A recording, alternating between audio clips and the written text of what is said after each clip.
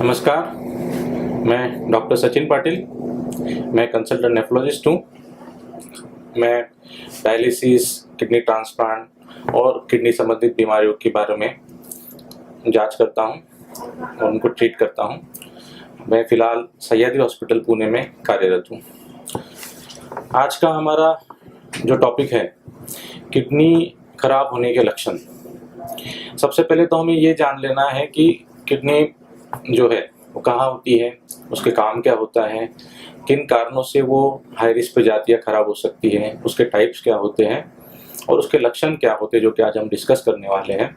साथ में ही फिर उनको हमें डायग्नोस मतलब उनको इन्वेस्टिगेट कैसे करना है और उनको ट्रीटमेंट क्या करना है, और भविष्य में मेरी किडनी खराब ना हो इसके लिए मुझे क्या क्या प्रिकॉशंस लेने हैं।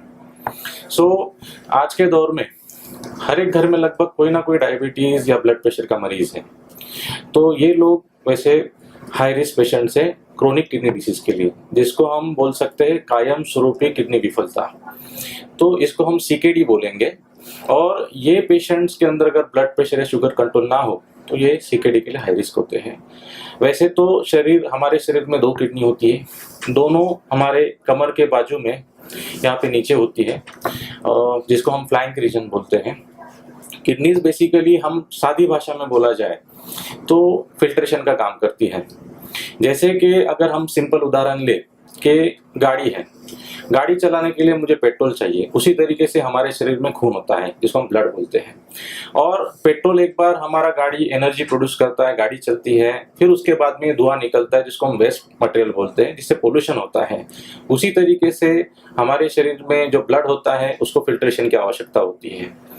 हमारे हृदय से जितना भी ब्लड होता है उसका 20% हिस्सा ये किडनीज की तरफ जाता है, जिसको किडनीज 24/7 उसको फिल्टर करती रहती है। और उसमें भी ऐसा है कि खून फिल्टर करने के बाद में फिर कुछ वेस्ट मटेरियल बनता है जिसको हम विषाक्त पदार्थ बोलते हैं, जिनको निकालने का काम किडनी करती है। तो किडनी का मेन काम क्या है? जैसे अभी हमने बोला कि वेस्ट मटेरियल को शरीर के बाहर निकालना, शरीर के अंदर पानी, जल मतलब इनका और जो खनिज होते हैं, अलग अलग तरीके के क्षार होते हैं, सोडियम, पोटेशियम, कैल्शियम, फास्फोरस, अलग अलग तरीके के इन मिनरल्स का बैलेंस मेंटेन करना। खास करके किडनी एक इरिथ्रोपोइटिन बनाती है जिससे आपके शरीर का हीमोग्लोबिन लेवल मेंटेन रहता है। कैल्शियम फास्फोरस बैलेंस मेंटेन करने की वजह से आपकी हड्डियां मजबूत रहती है। साथ ही में ये सब चीजें करके आपके शरीर के अंदर ब्लड प्रेशर को कंट्रोल करने का काम भी किडनी करती है। तो हार्ट और किडनी आपका दोनों मिलके ब्लड प्रेशर कंट्रोल करते हैं।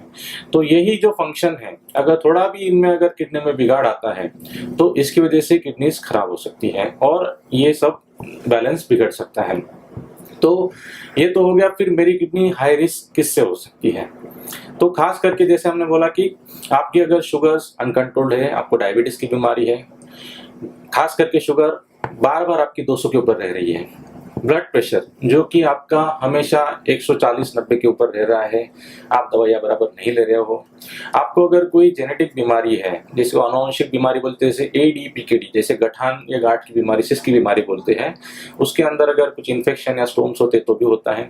पेशाब के रास्ते में बार बार जंतु संसर्ग होना, या फिर पेशाब के रास्ते में बार बार स्टोन्स के प्रॉब्लम्स होना, या फिर नेफ्राइटिस जैसे कुछ बीमारी होती है जैसे किडनी के खिलाफ एंटीबॉडीज बनती है, और बहुत सारे कारण हैं जिसके कारण किडनीज को प्रॉब्लम्स हो सकती है। तो मान लीजिए अगर मान लो इन कारणों से अगर किडनीज को प्रॉब्लम हो रही है तो इसके भी हम 2 अवस्थाएं होती हैं। पहली अवस्था की बहुत बार किडनीज के जो 70 से 80% काम खत्म होने तक भी आपको कोई लक्षण पता नहीं चल सकते हैं, इसको हम प्रथम अवस्था बोलते हैं। और दूसरी जिसके अंदर ऑलमोस्ट किडनी का काम जब इतना कम हो जाता है, 70-80% डैमेज होने के बाद में फिर आपको लक्षण दिखना चालू हो जाते हैं। तो इसलिए कभी कभी किडनी की बीमारियों को साइलेंट किलर भी बोला जाता है। इसलिए फिर हमें पहले से सतर्क हो जाना चाहिए कि कौन से लक्षण है जिसको हमें देख के फिर डॉक्टर की सलाह लेने की जरूरत है। तो खास करके किडनीज की जब प्रॉब्लम्स होती है तो 2 तरीके की होती है। एक अल्पकालीन किडनी की प्रॉब्लम जिसको हम एक्यूट किडनी इंजरी बोलते हैं, जो कुछ दिनों के लिए, कुछ हफ्तों के लिए हो सकती है। दूसरी CKD जो कायम स्वरूपी प्रॉब्लम होती है और जिसके अंदर किडनीज के रिपोर्ट जो होते हैं जैसे क्रिएटिन, यूरिया, वो लंबे समय के लिए अबनॉर्मल हो जाते हैं और जिसको हम CKD बोलते हैं। खास करके जब आपका क्रिएटिन 3 महीने के ऊपर ज्यादा रह रहा हो तो उस अवस्था को हम CKD बोलते हैं।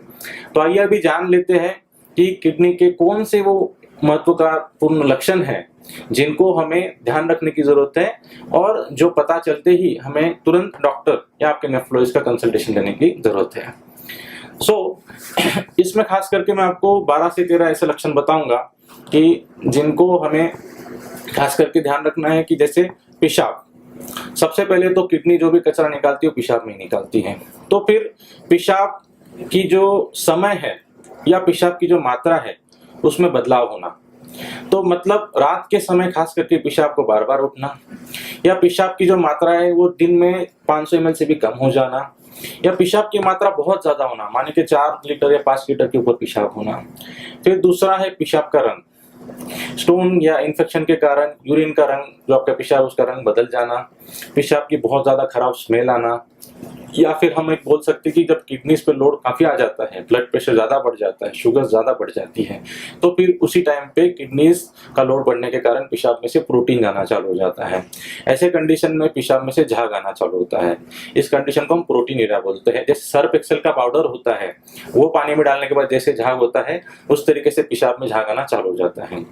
उसी तरीके से अगर हम बोले कि कभी कभी आपको पेशाब आना महसूस होता है लेकिन दबाव आता है, लेकिन उसके बावजूद भी पेशाब हो नहीं पाता, तो ये तो पेशाब के बारे में हुआ।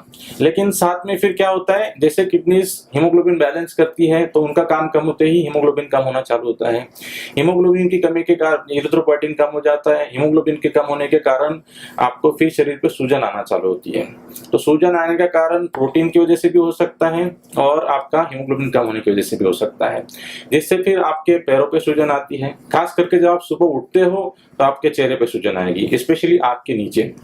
दूसरा होता है कि ये सूजन बढ़ने के कारण आपका वजन बढ़ना भी चालू हो जाता है। आप लंबे समय के लिए बैठे हो या ट्रैवलिंग कर रहे हो तो ऐसे टाइम पे आपके दिन में आपको पैरों पे सूजन आ सकती है। तो इन सब कारणों की वजह से आपको एक तरीके से थकान महसूस होती है, आप कंसंट्रेशन नहीं कर पाते हो, एकाग्रता में कमी होती है, चिड़चिड़ापन हो सकता है और आपकी इम्यून पावर कम होकर भी इन्फेक्शन का भी रिस्क रहता है। ऐसे केसेस में फिर आपको अगर किडनीज में इन्फेक्शन लगता है या फिर आपको कहीं भी तो पीठ में दर्द होना या फिर अलग अलग तरीके के प्रॉब्लम्स हो सकते हैं। खास करके जब किडनी वेस्ट प्रोडक्ट्स निकालती है, जब वेस्ट प्रोडक्ट्स निकालना कम हो जाएगा तो शरीर के अलग अलग हिस्सों में जमा होना चालू हो जाएगा।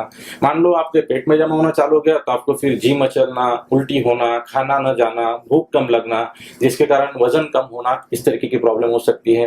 दिमाग में जाएगा तो आपको थोड़ा सा एकाग्रता में कमी रहना, या फिर कुछ पेशेंट्स एडवांस स्टेज में जाने के बाद में उनको फीड्स भी आ सकती है। लंग्स में अगर वो जाता है तो फिर फेफड़ों में पानी जमा हो जाना, उसके कारण फिर आपको क्या हो सकता है, सांस फूलना, दम लगने की प्रॉब्लम्स हो सकती है। तो उसी तरीके से अगर वो चमड़ी के नीचे जमा हो जाता है तो उसके कारण आपकी स्किन रैशेस आ सकती है, आपको खुजली हो सकती है, तो उसको हम इंटेक्टेबल इचिंग बोलते हैं। सादी इचिंग नहीं जो फंगस के कारण है, बट किडनी की खुजली बहुत बार नॉर्मल ट्रीटमेंट से भी जल्दी मिटती नहीं है। ये अलग अलग लक्षण है किडनीज के। तो इनमें से अगर आपको कोई भी लक्षण पता चलता है तो जिससे आपको फिर सबसे पहले तो आपके नेफ्रोलॉजिस्ट डॉक्टर्स को मिलना पड़ेगा। इसको हम इन्वेस्टिगेट करते हैं। इन्वेस्टिगेशन भी कैसे, बहुत सिंपल तरीके हैं कि जैसे हम शरीर के अंदर haemoglobin, creatinine, urea, sodium, potassium और आपके पेशाब की जांच करते हैं, और इसके साथ में हम आपकी सोनोग्राफी देखते हैं। सोनोग्राफी के अंदर हम आपकी किडनी की साइज देखते हैं, किडनी में इन्फेक्शन कि नहीं देखते हैं, कोई स्टोन है कि नहीं, वो सब कुछ देखते हैं। अभी ये इनसे फिर आपके डॉक्टर साहब डायग्नोस करते हैं कि आपको प्रॉब्लम टेम्पररी है, परमानेंट है, ट्रीटेबल है, नॉन ट्रीटेबल है, ये हम देखते हैं। अब इन्वेस्टिगेशंस के बाद में सबसे इंपॉर्टेंट चीज है, पता चल गया किडनी की प्रॉब्लम है, फिर आगे क्या करना है, ट्रीटमेंट। सबसे इंपॉर्टेंट तो सब लोग बोलते हैं कि prevention is always better than the cure, मतलब ट्रीटमेंट से ज्यादा अच्छा है कि आप उसको प्रिवेंट ही करो। इंपॉर्टेंट क्या है कि आपको अपनी जो आजकल की आधुनिक जो लाइफस्टाइल है आप उसको चेंज करने की जरूरत है। बहुत सारे लोग एक्सरसाइज नहीं करते हैं, खाने पीने पे कंट्रोल नहीं होता है, पेन किलर दवाइयाँ तो बिना प्रिस्क्रिप्शन की भी मिलती है, तो बहुत ज्यादा मात्रा में पेन किलर दवाइयाँ खाना अवॉइड करें। आपको अगर शुगर की प्रॉब्लम है तो आपकी फास्टिंग ब्लड शुगर जो एम्प्टी स्टमक की वो 70 से 110 के बीच में होनी चाहिए, खाना खाने के बाद में वो 100 से 140 के बीच में होनी चाहिए। आपका ब्लड प्रेशर हमेशा 130-80 के नीचे होना चाहिए। खाने के अंदर नमक कम रखो। अगर आपको आपके डॉक्टर साहब डायग्नोस करते हैं कि आपको किडनी की प्रॉब्लम है, क्रिएटिनिन बढ़ गया है, तो ऐसी अवस्था में हम आपको लो प्रोटीन डाइट की सलाह देते हैं। साथ में ही शुगर और सॉल्ट तो कमी हो जाता है। फिर कुछ एक्सरसाइजेज मैं बोलूंगा, जैसे मेडिटेशन है, योगा है, कुछ ब्रीदिंग एक्सरसाइजेस होते हैं, वो खास करके ध्यान रखिएगा। जब भी कुछ आपको फीवर आता है, कुछ भी होता है तो उसकी इमीडिएटली ट्रीटमेंट करना है। ये तो लक्षण हो गए किडनी के। साथ ही में अगर मान लो आप एडवांस स्टेज में चले जाते हो तो आपको डायलिसिस की भी जरूरत पड़ सकती है। कुछ भी जानकारी आपको चाहिए हो आप मुझे सह्याद्री हॉस्पिटल पुणे में कांटेक्ट कर सकते हो। धन्यवाद।